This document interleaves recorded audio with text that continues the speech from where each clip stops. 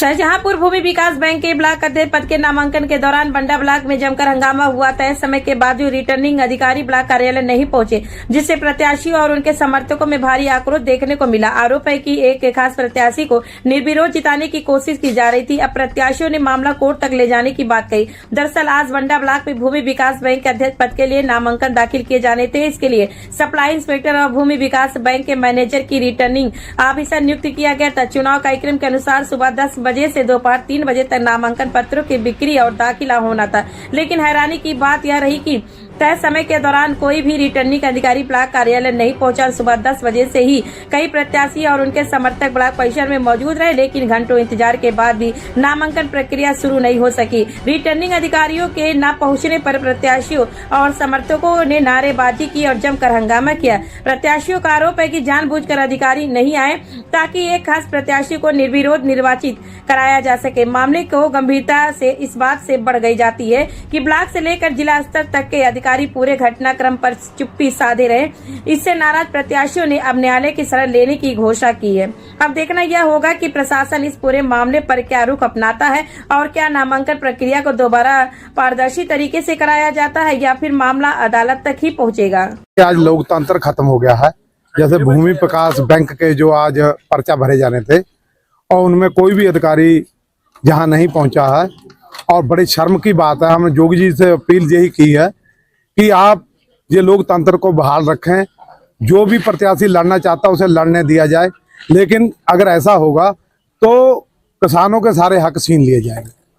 कैसे विरोध करेंगे? इसका विरोध धरना प्रदर्शन से होगा और हमारा विरोध चल ही रहा है। हमने विरोध में आपके माध्यम से जोगी जी तक जो बात पहुंचाई है कि आपने जो भी नेता जो इस तरीके से करवा रहे हैं, जो अधिकारी करवा रहे हैं, उसके ऊपर लगाम कसें। अगर ऐसा ना हुआ तो जनता फिर खिलाफ होगी। तो बहुत बुरा किया गया सबके साथ में, जो भी प्रत्याशी थे, और हमारी जीत की वजह से जो विपक्ष था उसने अवैध तरीके से अपना जो भी कराया वो हुआ है यहाँ पर। और हम लोग सुबह से बैठे रहे, काफ़ी जनता हमारे साथ थी और हम जीतते पूरी तरीके से। हमारी जीत से घबरा कर ये सब किया। प्रशासन का कोई अधिकारी नहीं यहाँ पर आया जी।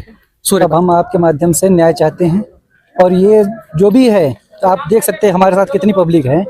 ये पब्लिक सब पूरे भाजपाई हैं, सभी लोग दिल से चाहते हैं, लेकिन एक तरीके से यहाँ पर लोकतंत्र की हत्या हो रही है। कुछ शिकायत की बता, अधिकारियों से बात की जी, कोई फोन ही उठाने को तैयार नहीं साहब। कितना बजना, कितने वक्त? और हम यहाँ सुबह 10 बजे से बैठे हुए हैं। 1:30 बजने वाला है। 1:30 बजने जा रहा है लगभग, और कोई सुनवाई नहीं, ना कोई फोन उठाने को तैयार है निर्वाचन अधिकारी। मकसद क्या है इन लोगों का? साहब मकसद क्या, बिल्कुल खुली गुंडागर्दी।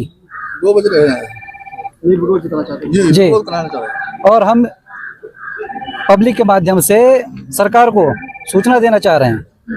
अब निराशा तो बहुत है। सुबह 10 बजे से हम लोग सब समर्थकों के लिए बैठे यहाँ पर्चा दाखिल करने के लिए, लेकिन कोई यहाँ अधिकारी, कोई कर्मचारी, ना बैंक का कोई आया है, ना कोई जिले का कर्मचारी जो निर्वाचित यहाँ किया गया था चुनाव अधिकारी, वो भी नहीं आए हैं। तो ये सरासर लोकतंत्र की हत्या है, सरासर जास्ती की जा रही है हम लोगों के साथ।